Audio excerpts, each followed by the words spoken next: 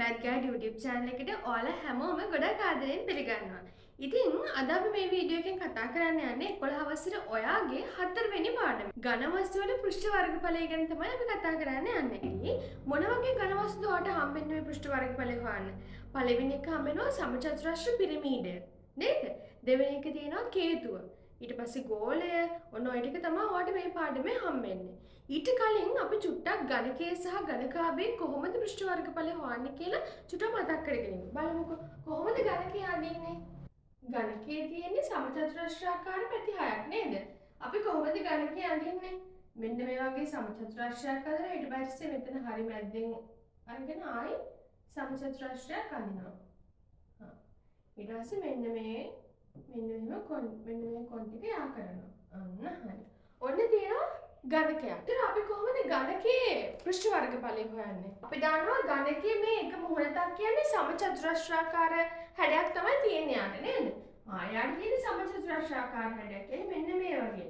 අපි දන්නවා සමචතුරස්‍රයක පාද හතරම දිගින් සමාන. ඒතර මම දිග පළ දැම්මොත් දිග L කියලා මම ගන්නවා. පළලත් L කියලා මම ගන්නවා. එහෙනම් එයාගේ පෘෂ්ඨ වර්ගඵලය කියන මම මෙහෙම දාන්නම්කෝ. පෘෂ්ඨ වර්ගඵලය. ගන්න පුළුවන් කොහොමද? සමචතුරස්‍රයක නම් පෘෂ්ඨ වර්ගඵලය L වැඩි කිරීම L කියන්නේ L වැඩි කිරීම L කියන්නේ L වර්ගය. ඒ වගේ පැති කීයක් තියෙනවද? ගණකයට නම් සමචතුරස්‍රාකාර පැති 6ක් තියෙනවා. එහෙනම් 6න් වැඩි වෙන්න ඕන නේද? එහෙනම් අපිට යාගේ වර්ගඵලය ගන්න පුළුවන් 6යි L වර්ගය කියලා. එතකොට අපි දැන් පරිමිතියත් ඉගෙන ගත්තනේ නේද? පරිමිතියේදී අපි p අකුර පාවිච්චි කළා. ඇයි පරිමිතියට අපි ඉංග්‍රීසි වලින් කියන්නේ පෙරිමීටර් කියලානේ. ඒ නිසා පරිමිතිය කියන වචනය හැමතිස්සෙම ලියන්නේ කරදර නිසා අපි p අකුර පාවිච්චි කරානේ. අන්න ඒ වගේ වර්ගඵලයටත් අපි පාවිච්චි කරන අකුරක්. මොකද මේව ලියන්නේ කරදරයිනේ. ඒ නිසා වර්ගඵලය කිව්වම වර්ගඵලය ඉංග්‍රීසි වලින් කියන්නේ ඒරියා කියලා. ඒරියා. එහෙනම් වර්ගඵලය කියන්නේ මම දානවා මෙතන ඉඳන් A කියලා. එතකොට මම කොහේ හරි මේ පාඩමේ C කැපිටල් A දැම්මොත් ඒ මම කියන්නේ වර්ගඵලය කියන්නේ. හරිද? එහෙනම් ඝනකයේ වර්ගඵලය සමාන 6යි L වර්ග. එහෙනම් අපි මේ ඉගෙන ගන්න මෙතන ලියමුකෝ. ඔන්න ඝනකය. ඝනකය ඒ තමයි 6යි L වර්ගය. හරි. දැන් අපි යනවා මොකටද? ඝනකාභයට. කොහොමද ඝනකාභය අඳින්නේ? ඝනකාභයේ තියෙන ඍජු කෝණාශ්‍රාකාර පැති. ඍජු කෝණාශ්‍රාකාර පැති 6ක් නේද? ඔන්න තියෙනවා. ඒතර ඍජු කෝණාශ්‍රයේ දිග මෙන්න මේ එක පැත්තක මම ගන්න L. මේ දිග L. ඒතර පළල මේ තියෙන පළල මම ගන්නවා B. මේ තියෙන උස නේද? උස මම ගන්නවා h. දිග L පළල B උස h කියලා මම ගත්තා. දැන් මෙයාගේ කොහොමද අපි වර්ගඵලය හොයන්නේ? මෙන්න මේ පැත්ත. මෙන්න මේ මූණත ගත්තොත් මෙන්න මේ මූණතේ දිගයි පළල වැඩි කරාම මට මේ මූණතේ වර්ගඵලය එනවා නේද? එතකොට මේ මූණතේ දිග කියලා කියන්නේ L. දැන් මේ තියෙන උසනේ. ඒ කියන්නේ මේ දිගත් මෙන්න මේ ටික h නේද? එහෙනම් මට පුළුවන් L h. L වැඩි කරනවා h වලින්. එතකොට මේ මූණ දෙනවා. එතකොට ටිකක් හිතන්න මේ මූණත වගේ මූණක් නේද මේකට ප්‍රතිවිරුද්ධ පැත්ත තියෙන්නේ. එහෙනම් ඒ වගේ කොටස් දෙකක් තියෙන නිසා අපි දෙකෙන් වැඩි කරනවා. ඊට පස්සේ ඒකට එකතු කරනවා. දැන් ඔන්න පැති දෙකක් හරි. පැති හතරක් තියෙනවා නේද? අපි මේ පැත්ත ගමු. මේ පැත්ත ගත්තොත් මේ තියෙනවා. දැන් මේ ඍජු කෝණාශ්‍රාකාර පැත්ත ගත්තොත් එයාගේ දිග B, මෙයාගේ උස h කියලා තියෙනවා. එහෙනම් ඒ වගේ පැති දෙකක් තියෙනවානේ. මෙන්න මෙයයි මෙන්න මෙතන ඉන්න කැලේ තියෙනවානේ. මෙන්න මෙයා. එයයි එක සමාන කැලේ දෙකක්. එහෙනම් ඒක අපිට ලියන්න පුළුවන් 2යි BH කියලා නේද? දාන්න. තව පැති දෙකක් තියෙනවා. මොනවාද? උඩයි යටයි නේද? උඩයි යටයි කියලා දෙක බලමු යට කැල්ල. යට කැල්ල ගත්තොත් මෙයාගේ දිග L මේ මෙතන පළල B කියලා ගන්න පුළුවන්. එහෙනම් ඒ වගේ කැල්ල දෙකක් තියෙන නිසා අපිට පුළුවන් 2යි L B කියලා ගන්න. එහෙනම් අපිට පුළුවන් ඝනකාභයේ පෘෂ්ඨ වර්ගඵලය මෙන්න මේ සමීකරණයද මෙන්න මේ සූත්‍රයෙන් ගන්න.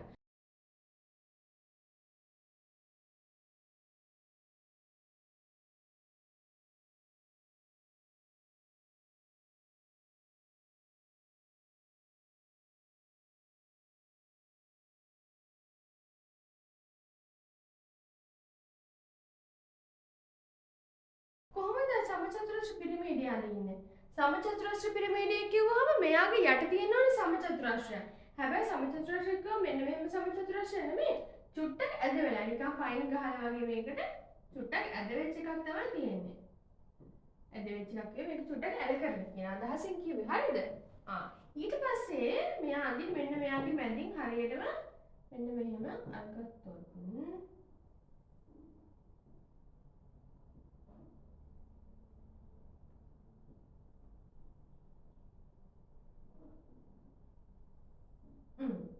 ඔන්න ඔහොම තමයි අඳින්නේ සමචතුරස්‍ර පිරමීඩය. එතකොට සමචතුරස්‍ර පිරමීඩයේ මේ තියෙන පතුලනේ නේද? පතුල මං කෝ සමචතුරස්‍රයක්. එහෙනම් අපි මේකට කියනවා සමචතුරස්‍ර පතුල. සමචතුරස්‍ර පතුල. මෙයා තමයි මේ තියෙන ආධාරකය. එතකොට මේ සමචතුරස්‍ර පතුලටම තමයි ආධාරකය කියලා කියන්නේ. මෙන්න මෙතෙන්ට අපි කියනවා මොකද්ද? ශීර්ෂය කියලා. ශීර්ෂය. මෙයා සමචතුරස්‍ර පතුල මෙන්න මෙතෙන්ට කියනවා අපි ශීර්ෂය කියලා. මම ළමයි මෙන්න මෙතන ශීර්ෂයේ ඉඳලා මෙන්න මේ පතුලේ නැත්නම් ආධාරකයේ හරි මැද්දට මෙන්න මෙහෙම රේඛාවක් අඳිනවා. හරිද? එයාව ඇඳලා මෙන්න මේ ආකරමුකෝ.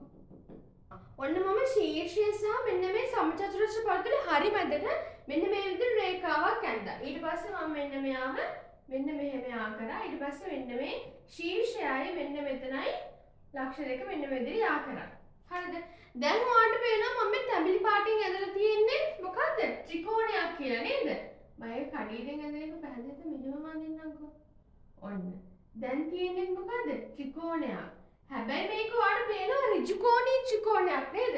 ඒ බලන්න මෙන්න මෙතන අංශක 90ක් තියෙනවා. එතකොට දැන් මේ ත්‍රිකෝණේ අංශක 90ක් තියෙන්නේ.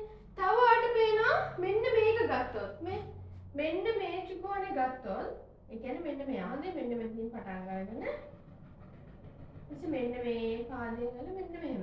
ඒ පාදයෙන් ආවොත් මේකත් තියෙන ත්‍රිකෝණයක්ම තමයි නේද?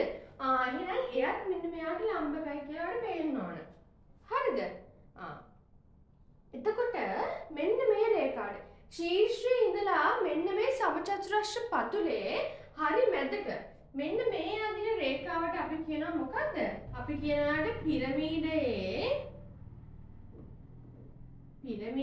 ලම්බ උස. පිරමීඩයේ ලම්බ උස කියලා තමයි අපි යාට කියන්නේ. මෙයාට කියනවා මොකද්ද? ත්‍රිකෝණයේ ලම්බ උස. මම ඔයාලට මේක තව පැහැදිලි කරන්නම්. ත්‍රිකෝණයේ ලම්බ උස.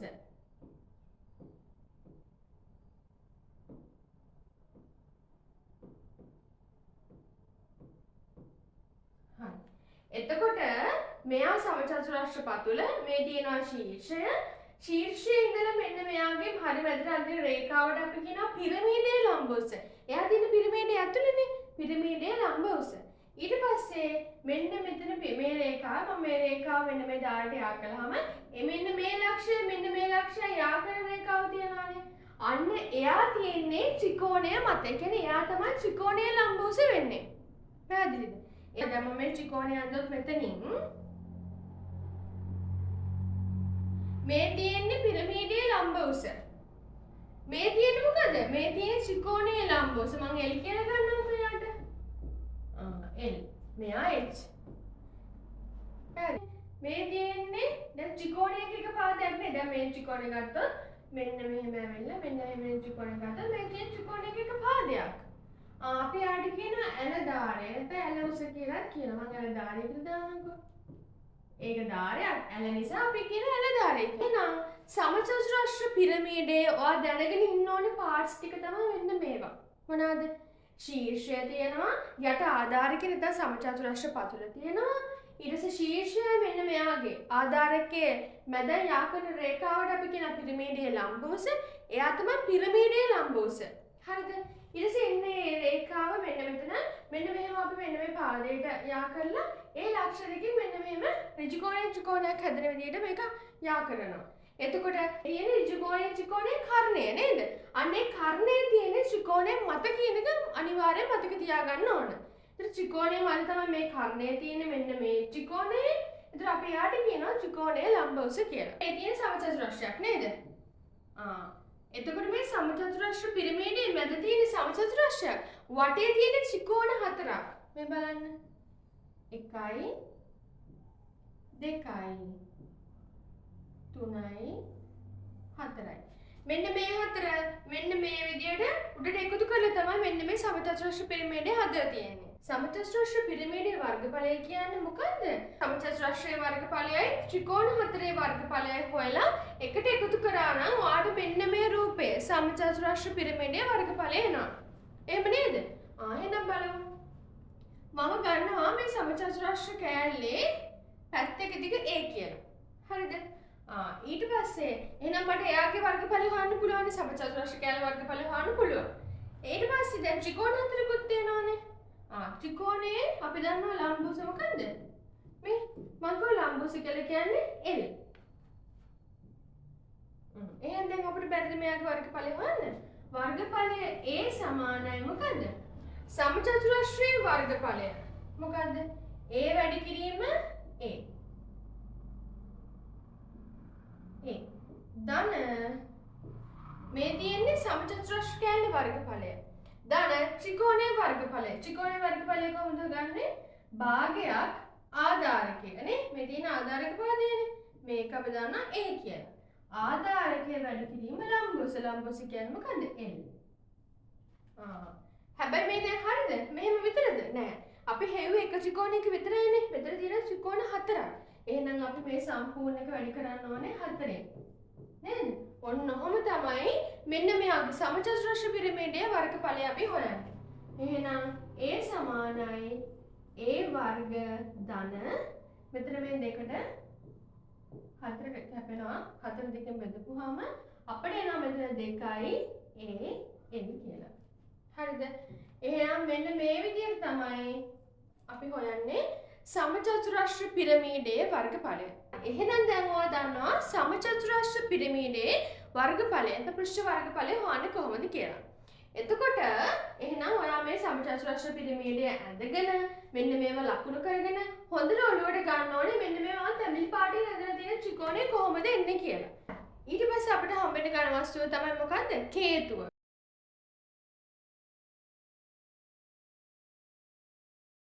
කෝන් කියලා අපි කියනවා. අයිස්ක්‍රීම් කන්නේ අපි කෝන් එකේ. අන්න ඒ වගේ. ඒතර ඒක අඳින්නේ මෙන්න මේ විදිහට. අන්න ඔහම. යට තියෙන වෘත්තාකාර පතුලක්. පැහැදිලිද? දැන් මම මේ මැද්දට මේක මේ තියෙන වෘත්තයක්. හරිද? මෙන්න මේ වෘත්තයේ හරි මැදට අපි කියනවා කේන්ද්‍රය කියලා නේද? හරි. එතකොට මෙන්න මේ තියෙන්නේ මෙන්න මේ කේතුවේ ශීර්ෂය. මොකද්ද? කේතුවේ ශීර්ෂය තමයි මේ තියෙන්නේ. හරිද? හරි. ඊට පස්සේ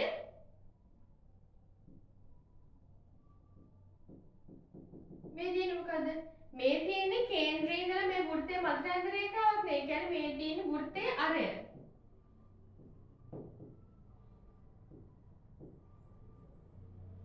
හරි. ඊට පස්සේ මම මේ ශීර්ෂයේ ඉඳලා මෙන්න මේ කේන්ද්‍රයට. කේන්ද්‍රය කියන්නේ වෘත්තයේ හරි මැද නේද? මෙන්න මෙහෙම රේඛාවක් අඳිනවා. එතකොට මෙන්න මේ ශීර්ෂයේ ඉඳලා මෙන්න මේ කේන්ද්‍රයට අඳින රේඛාව හැම තිස්සෙම මෙන්න මේ පතුලට නැත්නම් ආධාරකයට ලම්බකයි. අන්න ඒ නිසා අපි මේ කේතුවට ද කෝන් එකට අපි කියනවා ඍජු වෘත්තාකාර කේතුව කියලා කියනවා. ඒක ඍජුයිනේ ඍජුයි. එතකොට ලම්බකයි කියන්නේ මෙන්න මේ දෙක අතර කෝණය ගත්තොත් අංශක 90යි. හරිද? හරි. එතකොට මෙන්න මෙයාට අපි කියනවා කේතුවේ ලම්බ උස. දැන් ඍජු කේතුවේ කියන්නත් පුළුවන්. මම දාන්නම් දැන් කේතුවේ ලම්බ උස.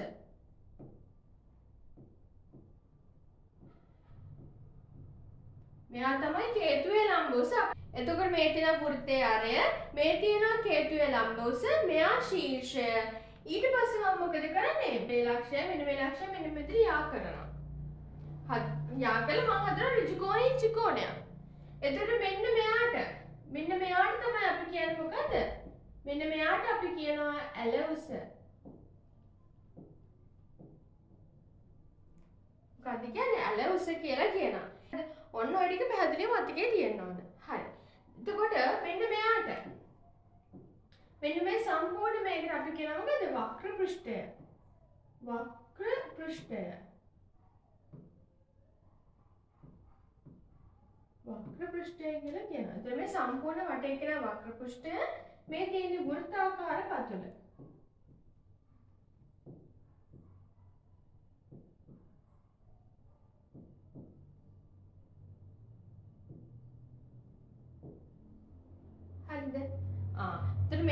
වක්‍ර පෘෂ්ඨය වටේ තියෙන වක්‍ර පෘෂ්ඨය මෙතන වෘත්තාකාර පතුල. පැහැදිලිද? එහෙනම් කොහොමද දැන් අපි මෙන්න මෙයාගේ පෘෂ්ඨ වර්ගඵලය හොයන්නේ?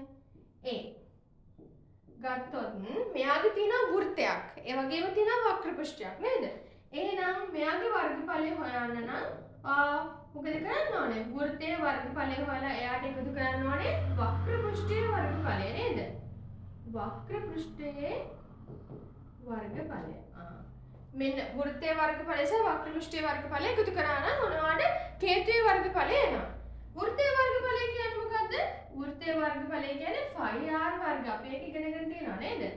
වෘත්තයේ වර්ගඵලය 5r වර්ග.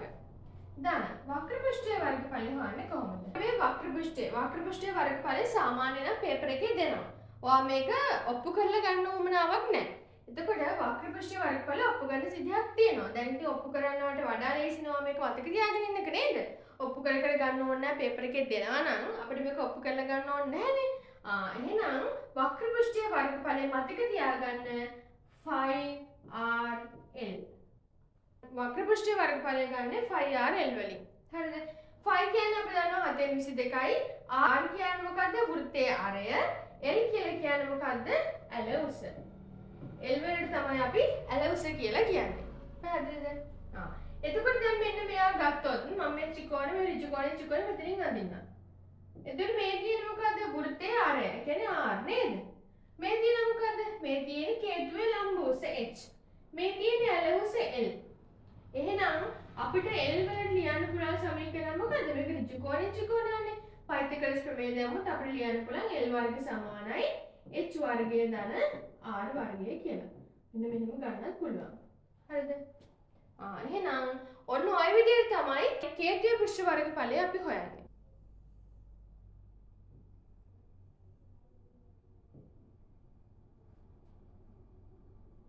හරි. එතකොට මෙන්න මේ වක්‍ර පෘෂ්ඨය හැදලා තියෙන ළමයි මෙන්න මේ වගේ එකකින් කියන්නේ කේන්ද්‍රික ඛණ්ඩයකින් තමයි කේතුවේ වක්‍ර පෘෂ්ඨය හැදලා. මේ කේන්ද්‍රික ඛණ්ඩයේ අරය තමයි මෙන්න මේ වක්‍ර පෘෂ්ඨයේ ඇල උස විදියට එන්නේ. පැහැදිලිද?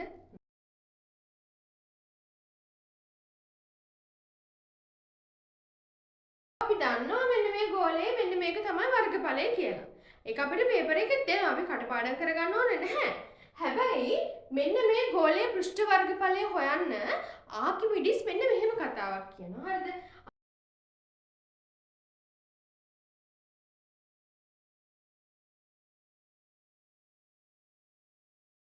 මෙන්න මේ ගෝලය බස්සන්න ඕනේ මොන සිලින්ඩරයක් ඇතුළටද? ඒ සිලින්ඩරේ ලක්ෂණ දෙකක් කිව්වා නේද? මොනවාද? මේ ගෝලයේ අරයට සමාන අරයකින් සහ ගෝලයේ උසට සමාන උසකින් යුත් සිලින්ඩරයක් ඇතුළට තමයි අපි මේ ගෝලය බස්සන්නේ. මේ ගෝලය මෙන්න මේ සිලින්ඩරය ඇතුලේ ගෑවි නොගෑවි තමයි ඉන්නේ. මොකද එයාට සමාන අරයක් සහ එයාට සමාන උසක් තියෙන සිලින්ඩරයකට බැස්සුවේ. එහෙනම් මෙන්න මේ ගෝලයේ මෙන්න මේ ආරය r නම් මේ සිලින්ඩරේ මෙන්න මේ ආරයක් වෙනවා r. ඊට පස්සේ මෙන්න මෙයාගේ උස ගත්තොත් මේ තියෙන උසනේ නේද? මෙන්න මෙයාගේ උස තමයි මේ තියෙන්නේ. කියන්නේ මෙයා r මෙයා r. ඒ කියන්නේ සම්පූර්ණ ගසොත් 2යි r. එහෙනම් සිලින්ඩරයේ උසත් මොකද? 2යි r වෙනවා. ඒකිනේ අපිට කිව්වේ ආකිමිඩිස් කිව්වේ මේකේ ගෝලයේ අරයට සමාන ආරයකින් සහ උසට සමාන උසකින් යුත් සිලින්ඩරයක් ඇතුළට මෙන්න මේ ගෝලය බස්සන්න. අන්න එහෙම කළොත් අපිට පුළුවන් පෘෂ්ඨ වර්ගඵලය හරි ලේසියෙන් ගන්න කියලා තමයි යා කිව්වේ. එතකොට මෙන්න මේකට අපි ලස්සන නමක් කියනවා. මොකක්ද? අපි මෙන්න මෙයාට කිව්ව මොකද්ද? පරිසිලින්ඩරය කියලා. මෙන්න මෙයා තමයි පරිසිලින්ඩරය. එහෙනම් එයා එතනදි කියනවා මෙන්න මෙයා පරිසිලින්ඩරයක් ඇතුළට බැස්සුවාම මොකද වෙන්නේ? ගෝලයේ පෘෂ්ඨ වර්ගඵලය සමානයිලු මෙන්න මේ සිලින්ඩරයේ වක්‍ර පෘෂ්ඨයේ වර්ගඵලයට. ඒක මොකද්ද? එයා කියනවා ගෝලයේ වර්ගඵලය. මම ඒ කියලා ගන්නම්කෝ. ගෝලයේ වර්ගඵලය ඒ සමානයිලු මෙන්න මෙයා බස්සලා තියෙන මෙන්න මේ සිලින්ඩරයේ වක්‍ර පෘෂ්ඨයේ වර්ගඵලයට. එහෙනම් ඒ සමානයි සිලින්ඩරයේ වක්‍ර පෘෂ්ඨයේ වර්ගඵලයට සමානයි කියලා කිව්වා. එහෙනම් අපි දන්නවා සිලින්ඩරයේ වක්‍ර පෘෂ්ඨයේ වර්ගඵලය මොකද්ද? 2 5rh. මෙන්න මෙහෙම තමයි අපි ඉගෙනගෙන තියෙනවා සිලින්ඩරයේ වක්‍ර පෘෂ්ඨයේ වර්ගඵලය හොයන්නේ 2 5rh වලින් නේද? හා දැන් මෙයාගේ h කියලා කියන්නේ මොකද්ද? ඒකට පරිසිලින්ඩරේ උස නෙමෙයි h කියලා කියන්නේ. ඒ කියන්නේ මෙතන h කියන්නේ මොකද දැන් 2r. එහෙනම් අපිට 2r ගුණ කිරීම එච්චරට දානවා මම 2r කියලා. මම මේක ගුණ කළාම එනවා 4ක් 5r වර්ගය. 4ක් 5r වර්ගය කියලා. ඔන්න ඔය විදිහට තමයි අපි ගන්නේ මොකද්ද? ගෝලයේ වක්‍ර පෘෂ්ඨයේ වර්ගඵලය. පැහැදිලිද? ඔන්න ඔය විදිහට තමයි අන්න අරය එන්නේ 4ක් 5r වර්ගය. හරි. එතකොට ඉතින් අපිට පේපරේ දෙනවා නම් මෙන්න මේව 4ක් 5r වර්ග කියලා අපි මේ පරිසිලින්ඩරේ කතාව දැනගෙන ඉන්න ඕනද?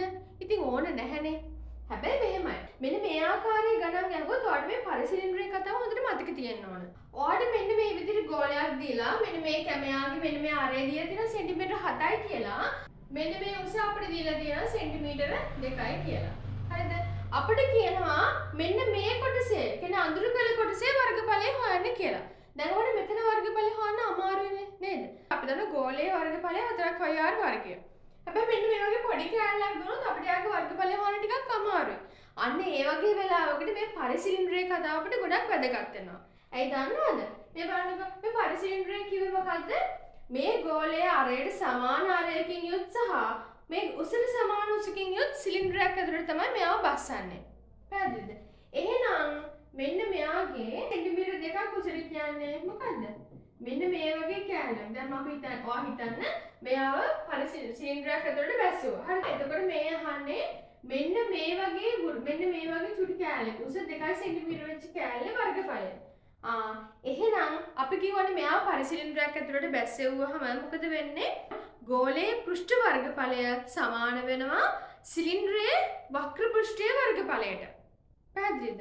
එහෙනම් ගෝලයේ සෙන්ටිමීටර 2ක් උස කෑල්ලක් කියලා කියන්නේ මෙන්න මේ අපි සිලින්ඩරය ගත්තොත් සිලින්ඩරයේ මෙන්න මේ උසත් මොකද වෙන්නේ? සෙන්ටිමීටර 2යි නේද? එතකොට අපිට දැන් අර ගෝලයේ අර පාඩක අඳුරු කරපු කොටසේ වර්ගඵලය හොයන්න අමාරුයි. හැබැයි මේව සිලින්ඩරය ඇතුළට දාගත්තාම අපි දන්නවා මෙන්න මේ කෑල්ලේ තියෙන සිලින්ඩරයේ වක්‍ර පෘෂ්ඨයේ උස කීයද? 2යි. ඒ කියන්නේ h කියන්නේ 2යි. නේද? උස 2යි. එහෙනම් අපි දන්නවා සිලින්ඩරයේ වක්‍ර පෘෂ්ඨයේ වර්ගඵලය ගන්නේ 2πrh වලින් නේද? a සමානයි 2πrh. එතකොට මෙතන 5 කියලා කියන්නේ 22 බෙදීම 7යි. r කියන්නේ මොකද්ද? r කියන්නේ අපිට දීලා තියෙන මේ ගානේ 7යි කියලා නේද? r කියන්නේ 7යි. h කියන්නේ මොකද්ද? අපිට ඕනේ මෙන්න මේ කෑල්ල. ඒ කියන්නේ ඒ කෑල්ල උස 2 සෙන්ටිමීටර. 2යි. එහෙනම් මෙයාව මෙන්න මෙහෙම සුදු කරලා ඔයාලට මේක ගන්න පුළුවන් 88යි සෙන්ටිමීටර කියලා. දැන් පැහැදිලි නේද? ඇයි අපිට මේ පරිසිලින්ඩරේ කතාව වැදගත් වෙන්නේ කියලා. එහෙනම් මෙන්න මේ ගෝලයේ ඕනම තැනකින් මේ විදිහට කෑල්ලක් ගත්තොත් එයාගේ වර්ගඵලය හොයන්න පුළුවන් අපිට සිලින්ඩරයේ වක්‍ර පෘෂ්ඨයේ වර්ගඵලය ඇසුරෙන්. අන්න ඒ නිසා තමයි ඔයාලට මේ පරිසිලින්ඩරේ කතාව ගොඩක් වැදගත් වෙන්නේ. ඒ නිසා ඒකත් හොඳට මතක තියාගන්න. හරිද?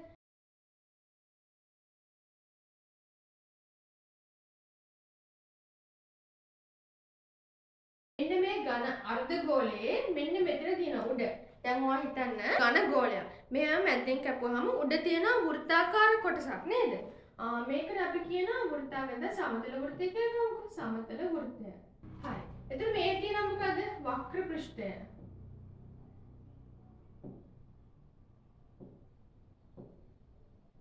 එහෙනම් ඝන අර්ධගෝලයේ පෘෂ්ඨ වර්ගඵලය හොයන්නේ වෘත්තයේ.